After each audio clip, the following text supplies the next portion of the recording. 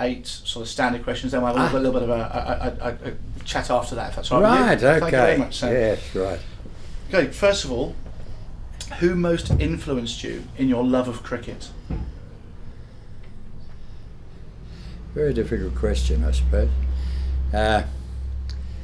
Perhaps my father, who played at the Collingwood Cricket Club and played with the great man, Don Bradman's first captain, Jack Ryder. And Jack Ryder was a great Australian captain, and as I said, Bradman's first captain. And my father was an electrical contractor, and unfortunately, in those days, he couldn't practice, so he gave away the competitive district cricket and just concentrated on the Electrical Federation Saturday afternoon cricket, and obviously I got taken along, and that I think is how it started. But I was very fortunate. He became scorer at the Paran Cricket Club and vice president and so forth, and he never interfered in my cricket. All he did was wished me good luck and told me to concentrate on whatever I was doing. And they're the kind of fathers you want in this game. It's sound advice. Okay, next one. What is your favourite cricket ground and why? Oh, well, now this can be a very long answer to this question, because I was a debut man. I debuted in 1946 for Victoria, and I made 232 not out in my first class game, which of course is an Australian record. It was at the Melbourne Cricket Ground. I made 80 in my first test match against India in 1947, once again at the Melbourne Cricket Ground. So I liked that.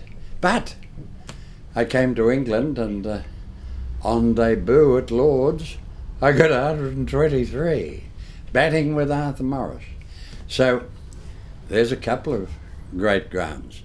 And of course, my first test match against South Africa was in Johannesburg, and I got 100 at Ellis Park. Now that one's not the most important, even though I made 100.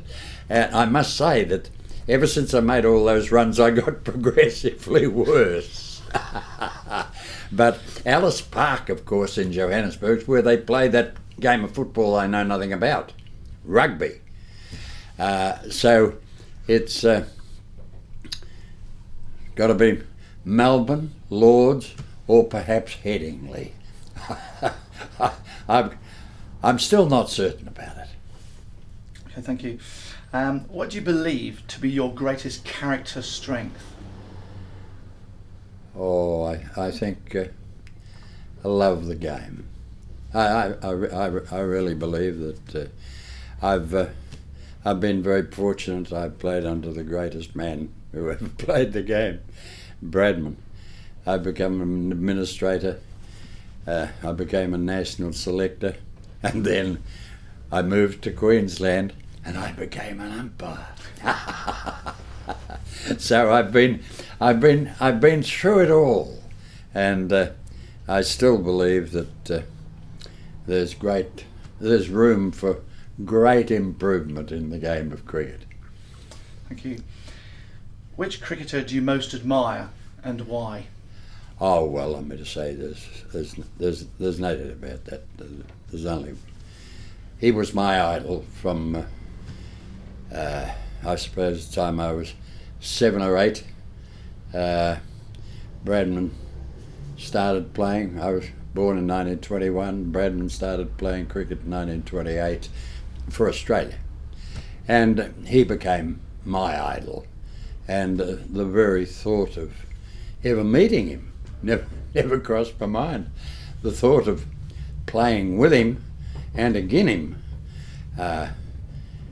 certainly never crossed my mind. And as I said, he was my boyhood hero, and that's how it was right up until the finish.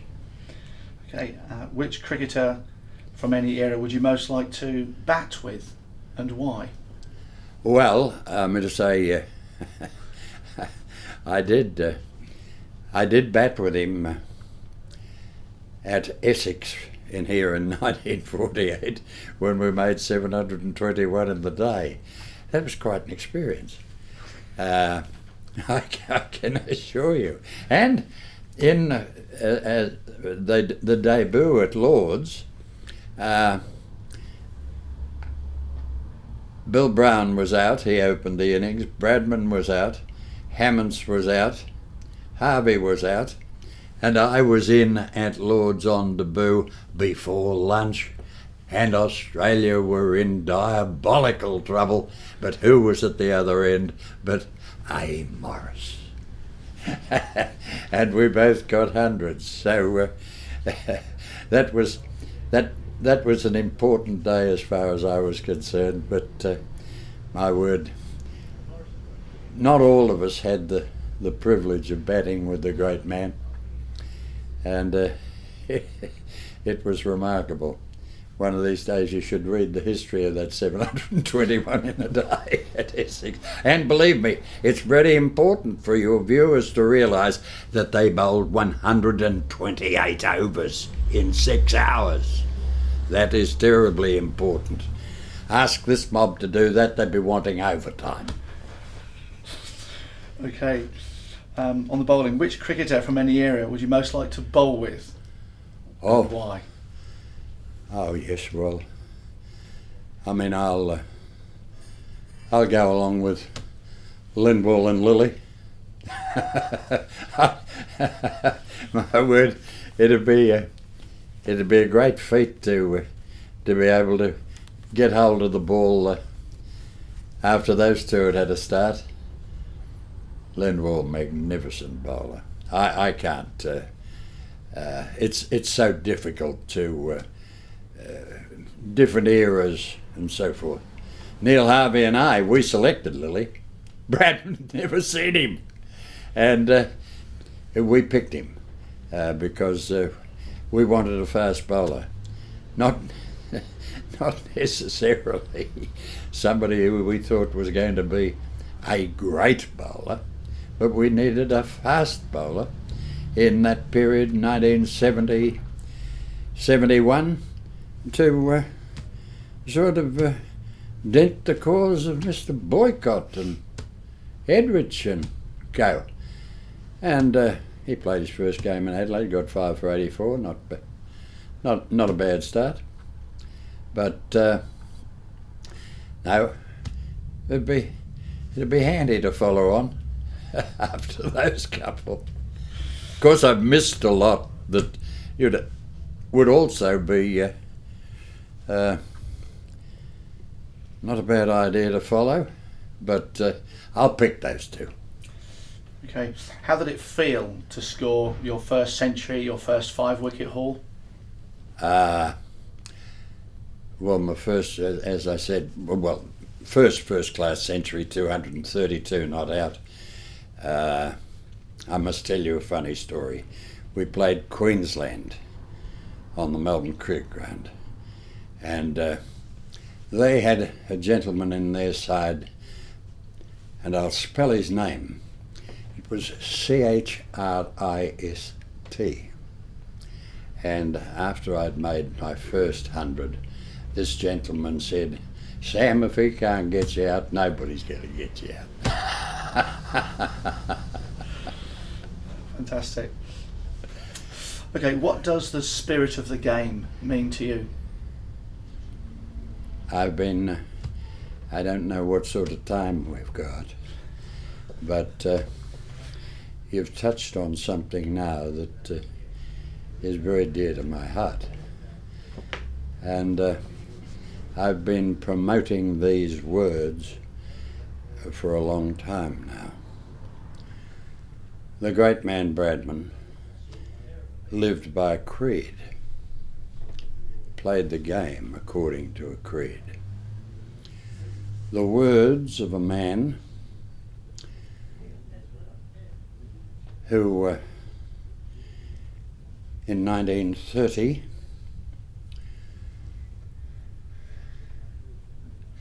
was having his 80th birthday celebrated by the Times.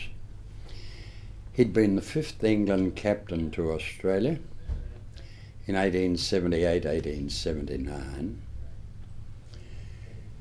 He'd been a governor of Bombay, and I think it was the 14th of May 1930, I'm not entirely certain of that, I should be. The Times asked him if he would like to make a contribution to his own birthday celebrations. And this is what he said: "Drink deeply of the wisdom of your forefathers," said Lord Harris when commenting on the spirit of cricket. "You do well to love it, for it is more free from anything sordid, anything dishonourable than any game in the world.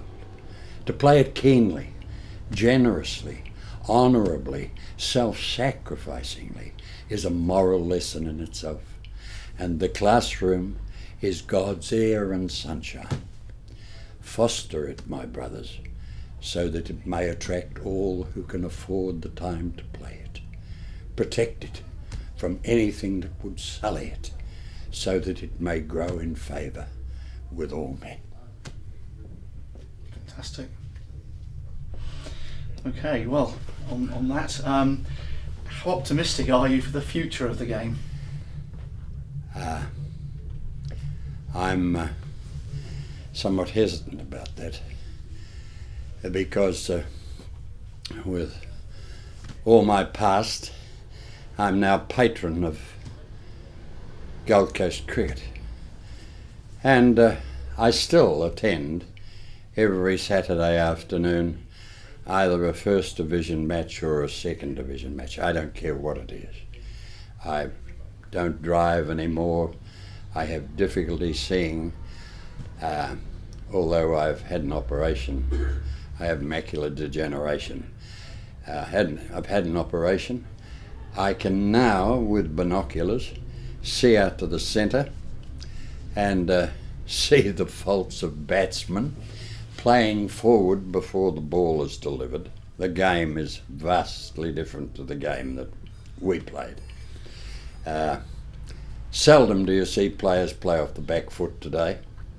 In other words, they assume that everybody's going to bowl half volleys somewhere around about the off stump, so they're planting the front foot up the track and away they go. And if it happens to move, well, they get caught and slips and so forth. I could mention a few players who do it frequently. However, I believe that in their wisdom, ICC are going to continue with this nonsense of challenge the umpire. Now, I'm a believer in the spirit of the game of cricket and what it teaches. It should teach us not only how to win, but it should teach us how to lose.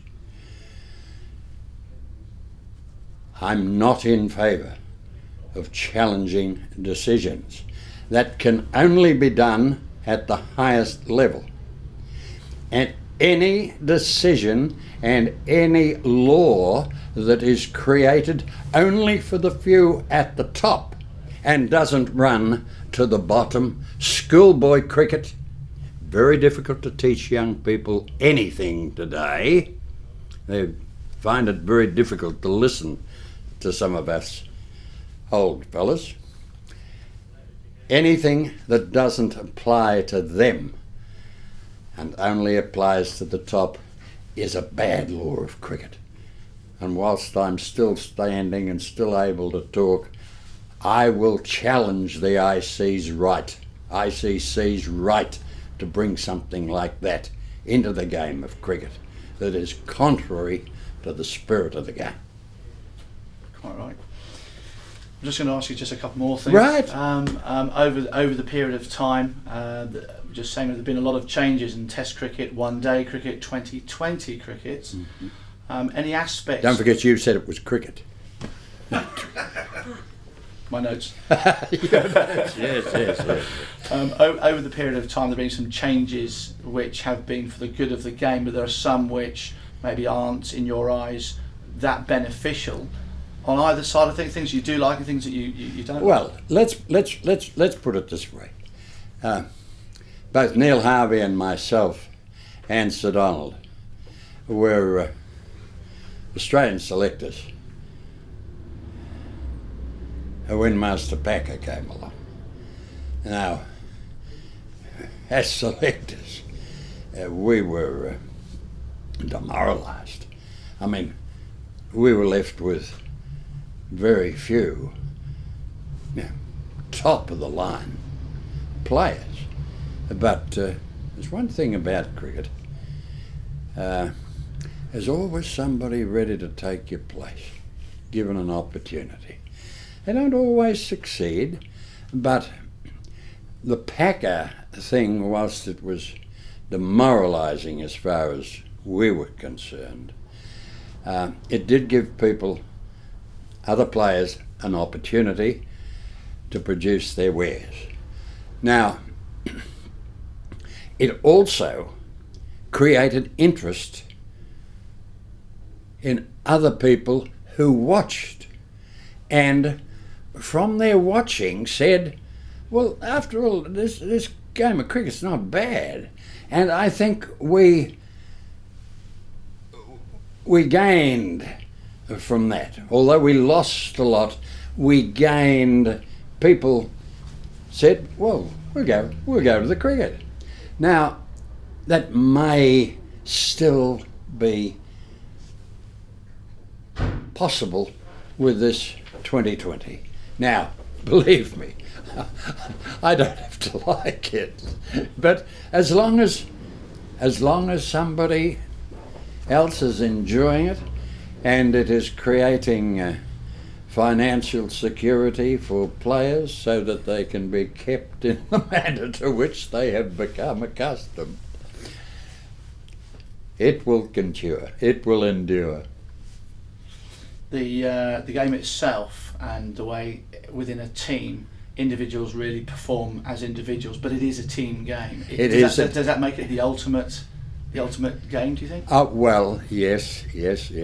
I think so.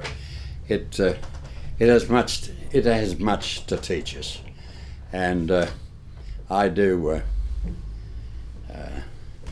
find myself in difficulty with what is going on in cricket. I'm not leave the top level and so forth out. I'm interested in the influences that are creating problems down at the level of which whilst I'm not an administrator anymore, I find that the game, let's say in the park, at junior level, leaves a lot to be desired. Sadly, I say that. And I'm doing my best to lift it up if I possibly can. The role of television has had a lot to do with how the image is portrayed. That's right. A lot of responsibility. They are for quick learners. Now. Yeah. These, to say, where they want to be, the youth of today are very quick learners. But I'm having trouble, I might tell you, teaching any kid how to play back. They don't want to play back. They all want to get on the front foot. They think that's the only way to play cricket. Well, it's not. They're losing 50% of their options. And I'll say this without equivocation. Bradman made more runs off the back foot than he made off the front foot. Fantastic. Because he had brilliant feet, magnificent concentration, and he never played forward to a ball before he knew what it was going to do, what length it was. And you'd better believe it, you've got time to make a decision. Doesn't matter how fast the bowler is. Okay, well, on that note, Sam, thank you very much.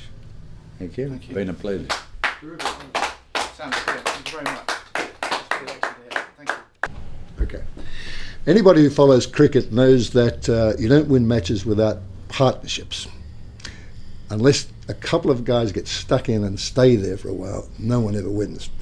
But partnerships are not just on the cricket pitch, they're also off the cricket pitch. And I think in the history of Test cricket, the most remarkable off-pitch partnership I'm aware of is between Neil Harvey and Sam Loxton.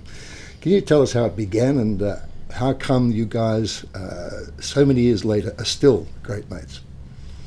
Yes, well, actually, this is my story, because Neil was selected for Victoria in early 1947. He'd gone to Tasmania and a couple of games over there, Hobart and Launceston, and he'd been very successful.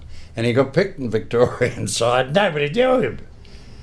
Nobody knew him. His brother Merv was in the side, but nobody knew this whippersnapper, you see.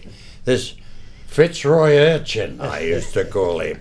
And anyway, we got down to the platform at Spencer Street Railway Station, January 1947, ready for the Northern Tour. And Hassett looked around and he said, now, I wonder who'll be sober enough, long enough on this trip to look after this kid.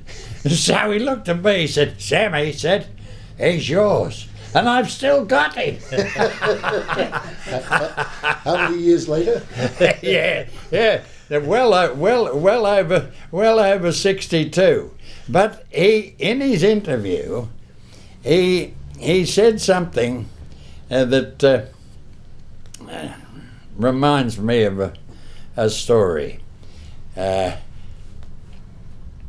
He said that, among other things, a wonderful interview. He said, I came back with the answer, you tell your little mate that if he keeps the ball on the ground, he can't get out. And Neil has always said that Bradman never told him anything. And anyway, one day we are both selectors at this particular stage. And we're at the Adelaide Oval.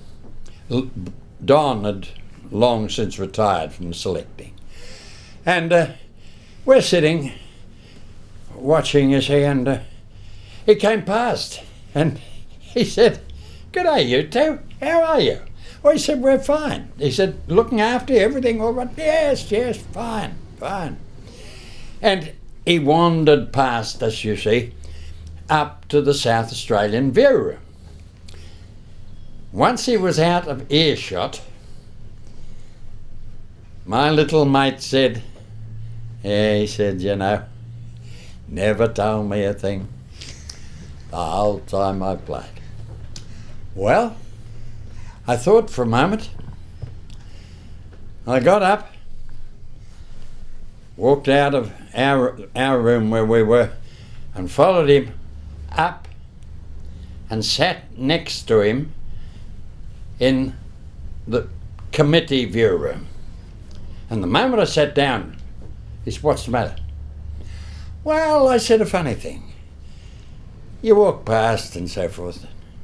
My little mate, you know, oh, he's a funny little character. I said, he happened to say that you never said anything to him about how to play the game the whole time he played. Well, now, I want to assure you, I had his attention because he turned around in the chair and he full bored me and he said, "Right," he said, "can you think of anything you could have told him?" I said, "No." Well, he said, "You know, there was one thing I could have told him. You know that shot that he used to play to a ball that was short of a length, pitched at the off stump? He used to give himself a little bit of room and he used to hit it behind point like a rocket. Now, he said, I could have told him he would have been better served just to push that one forward a point and get up the other end. But think of the joy I would have denied hundreds of thousands of people when the bloke at third man ran round and picked it up out of the gutter. So I thought to myself, what a story. I said, that'll do. I said, see you later. I went back.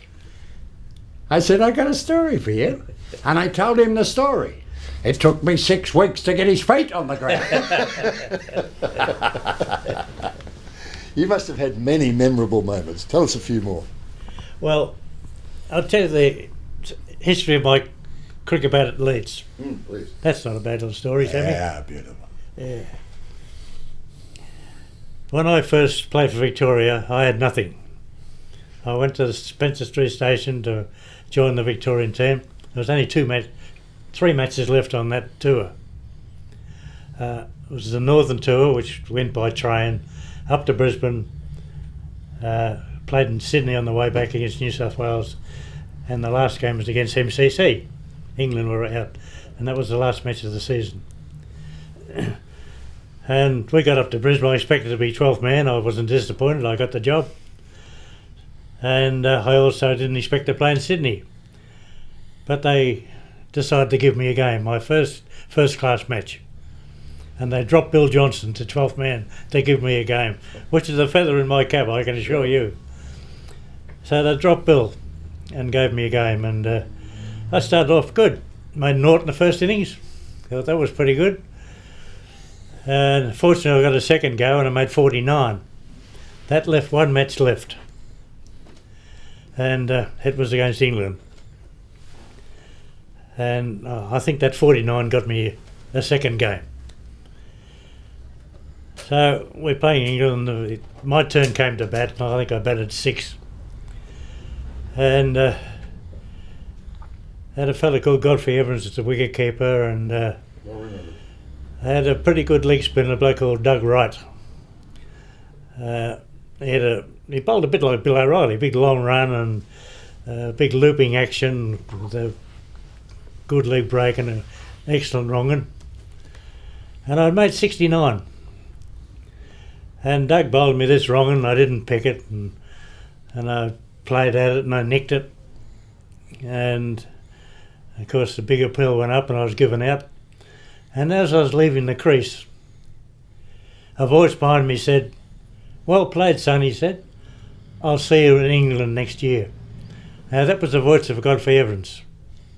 Now those nice things used to happen on the cricket field in our day. Today, you know what they say, don't you? There's the pavilion, get out, and you know. And a lot worse. Yeah, and that's how it used to be in our day. Now, I didn't have any gear. I didn't have a bat. I had a pair of pants and a shirt and a little Gladstone bag in my And some boots and socks. some boots, and that's all I had. I used to borrow the bat out of the VCA kit and all that sort of stuff, and anyway, I played my second Test match against India,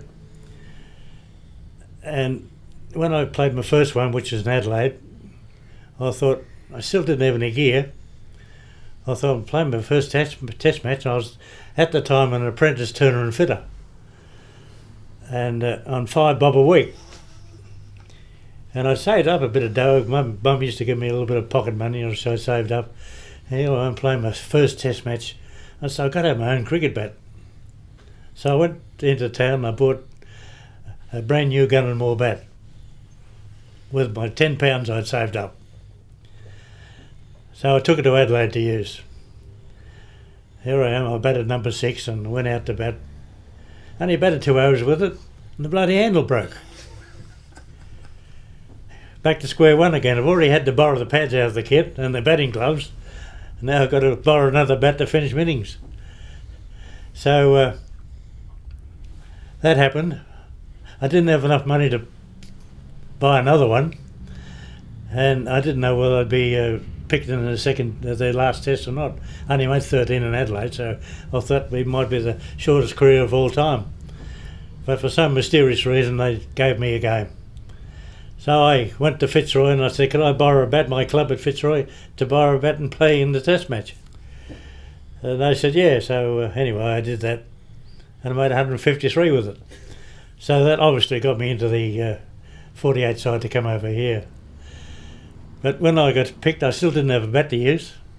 So I went back to Fitzroy again, my club, and said, could I take a bat over to England to use? And that's what happened. So I brought the borrowed bat over. I'm not sure whether I took it back or not. Anyway, I took the borrowed bat over, and after we'd been over a little while, we practiced here in London for 10 days before the first match at Worcester. Strangers came good and gave us a couple of bats each. So I finally had my own bat to use. So I used one of these against the county sides, so I knew I wouldn't get a test match, so I used them against the county sides. Bradman Sykes. Yeah, Don Bradman Sykes autograph it was, yeah. And it came about that I used this bat, one of them, and as I started to make a few runs with it, as I got used to the pitches a bit, I thought, there's no way in the world I make it a test match. I've been a good 12th man I was, good carrying out the drinks and whatever. And I never ever thought I'd get into this marvellous 11 which we had. So I promised myself, maybe if I ever get in, I'll keep this other bat, brand spanking new, and if I ever get a test match, I'll use that one. So the opportunity came. It came at Old Trafford when I was 12th man again for the third time, and we were bowling in the field, and when England were 9 wickets down, and Sid Barnes was feeling it silly mid-on to Ian Johnson, and we had 9 wickets down. So Ian Johnson was bowling. He rolled up this off-spin delivery, and Dick Pollard was batting, and Dick was a real number 11. He wanted to hit the ball as far as he could out of the park. And when this ball came down on a fairly well pitched up, he took his customary big whack at it, got it right in the middle of the bat, and I think Sid Barnes could sort of sense this thing coming, and he turned his back on it, and it hit him right in the middle of the kidneys at the back, and he went down like a stunned mullet. And all of a sudden, 4 bobbies appeared out of the crowd with the helmets on and carted him off. Never seen it before or since. So they carted him off and put him on the table in the dressing room. And it didn't take us long to get the last wicket, because we had 9 wickets down, so it didn't take us long. So we all trooped into the dressing room, and as we got in, Sid was flat on his back, and he suddenly sat bolt upright. He said, "You know, fellas," he said, "that would have killed a normal human being," he said. So as it turned out, he's run out of. Sitting up straight and saying that would have killed an autographer. Yeah. You ready? Yep. That little episode with Sid Barnes cost him the Leeds Test match, because he's had to spend a bit of time in the hospital, and of course the doctor ruled him out of the Leeds Test match. And I still didn't think I'd get a game, because Sid Barnes being an opening batsman, our third opening batsman was Bill Brown, who had played the first 2 test matches, batting at number 5 and 6. And so I thought, opener for an opener, I'll be 12th man again. Expected all that. So on the morning of the test match at the Queen's Hotel at Leeds, went down for breakfast. I sat down, all of a sudden the captain comes up and sits down alongside me, and he says, "You're playing today." After having ordered my 600th kipper, because that's all you could eat in those days, there was no food around, Everybody put us on rations, and so if you didn't have a kipper for breakfast, you pretty well went hungry. So Bradman says, "You're playing today." So the kipper immediately was thrust aside, and the butterflies take over. Here I am playing my very first Test match against England, and I remembered my promise that if I ever played a Test match, I'd take this other cricket bat, brand new, and use it in my first Test. Didn't even have a practice ball on it, not a thing. So I took it out with me, and as history shows, it made 112 with it, and 4 not out in the second innings. Made 116 runs in its life and never used again. Now you might think that's strange, you know, after you've just made 112 and 4 not out, that the bat's not used again. But there's obviously a reason for it, and the reason was that Stuart Surridge happened to be at the ground watching the match, and he got hold of me after the game and he said, "I'd like you to use our gear from now on." So I said, "That'll do, mate." So we shook hands on a contract, and now I had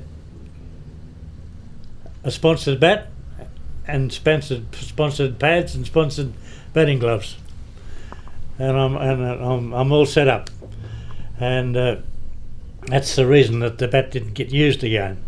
And I took it home, and as Sam said before, he was a selector with Bradman and myself, and during one of the Test matches in Sydney, I had Sam out home for dinner.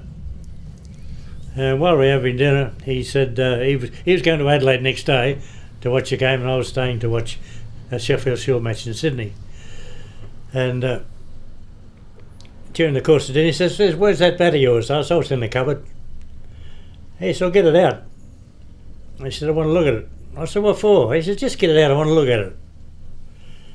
So I got it out, and the grips, years and years on, it's all perished and rotting away, and he said, "You got any brown paper?" I said, "What for?" I said, "You got any brown paper?" I said, "I suppose so." So Barbara found a bit of brown paper, and he started to wrap it up. I said, "Where are you going to take that?" He said, "I'm going to take it to Adelaide with me." I said, "What for?" He said, "Mind your own business."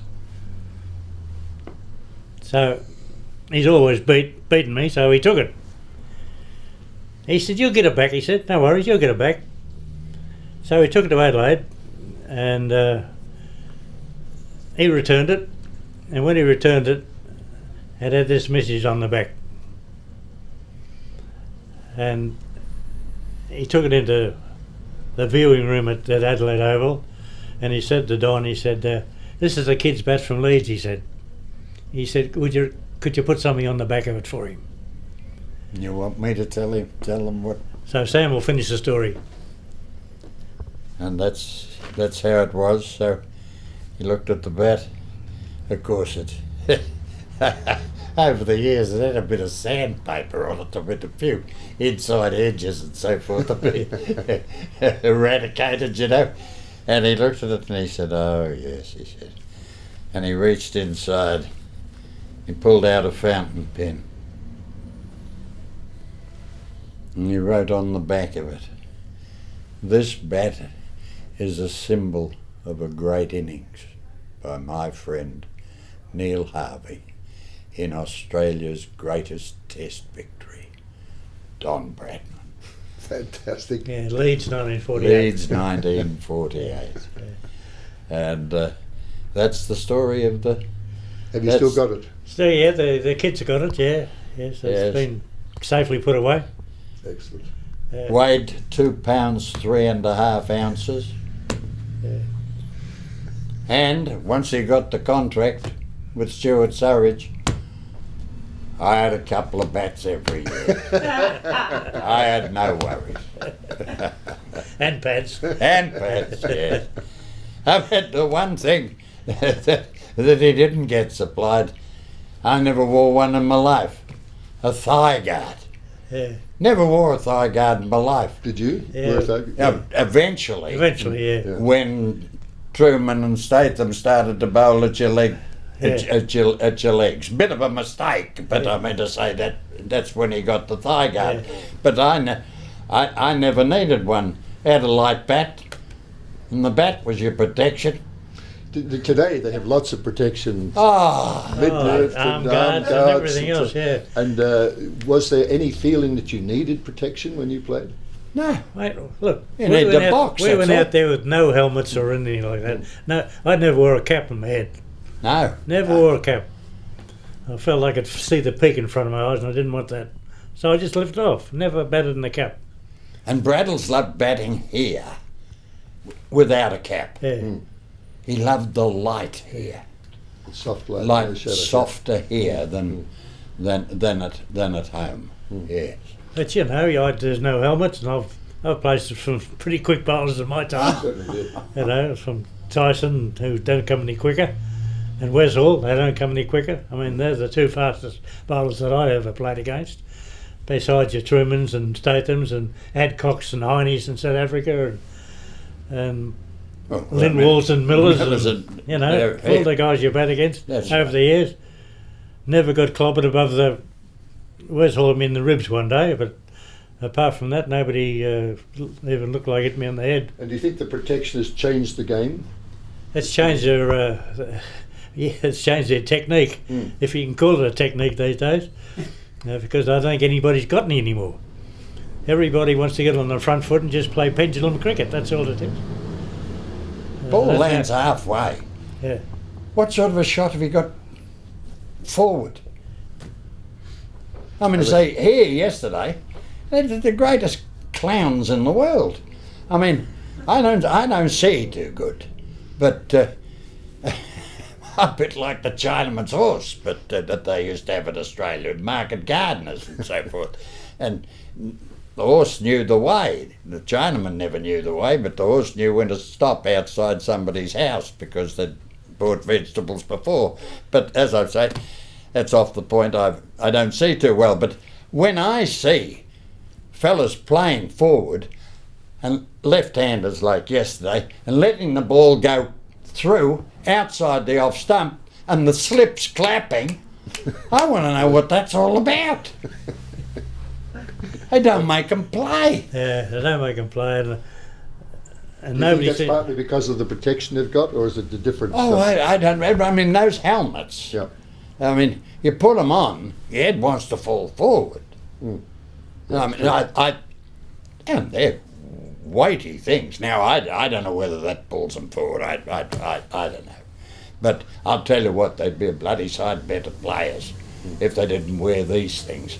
And if the ball's short, and of course, you see these fellas today, they stand there and they're looking, and all of a sudden the ball's short, and they turn their head and over they go.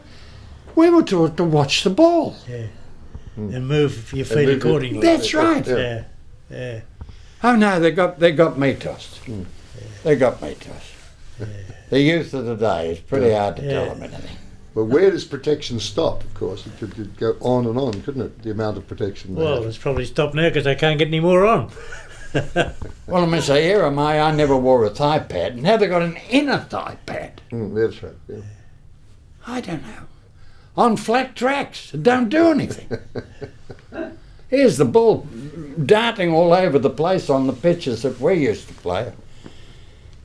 I've got a photo. I've carried around a photo of the first morning of the Leeds Test match that we've been talking about. I'm the fifth bowler bowled. Hassett's dropping a catch, his third Test match catch in a row. He dropped Washbrook twice at fine leg off Lindwall and borrowed a cop's hat. Came back onto the ground at fine leg with the hat. Bobby's hat. Bobby's hat. And the crowd roared with laughter. And then, before lunch, the only chance for the morning, he puts Hutton down off me, and the photo is me 8 feet off the pitch, not running up the middle of it like they do today to rough it up for the spinners. And that's something MCC did. And of course they did it 10 years ago. 2000 they changed the law to permit these blokes to run all over the pitch and rough it up for the spinners. Now, we ran off the pitch because we had left-hand batsmen. Now, I'll tell you what, we were lucky we didn't have to bat against O'Reilly or Grimmett. Yeah. We got lucky. They were gone by the time we arrived. Yep. But I'll tell you what, if O'Reilly and Grimmett had the opportunity of playing and bowling in this rough today, these sides wouldn't make 100. Well, Warren had that opportunity. Oh, well, of course he did, and it made him. Yeah. Yeah. But I'll tell you what, when he bowled round the wicket into the rough, the game stopped because they started playing with the pads. Yep. And he did it often too. Didn't He got a yes. hell of a lot of wickets around the wicket into the rough. I've got the law in my pocket that they changed, and I showed it to Mike Brearley yesterday in the big room, and he said, "I can't remember this." Well, I said, "I've got the one they changed it to, and it's the greatest bit of mumbo jumbo you've ever seen in your life." Any chance of changing it back, do you think? Oh, no. But I'm going to say I might as well carry on. Yeah. What's been the greatest problem in cricket today? Possibly bad decisions. How's that happened? Pretty simple. Because the idiots, and they were idiots here, they changed the no ball law to the front foot. By the time the umpire looks up after that front foot gone down, the game's over. The ball's in the wicket keeper's gloves before he signals no ball. Of course there's got to be bad decisions. Why? Because he's not going to lift his eyes from down there because Tony Gregg's up in that box ready to say that batsman was unlucky, that was a no ball. Yeah.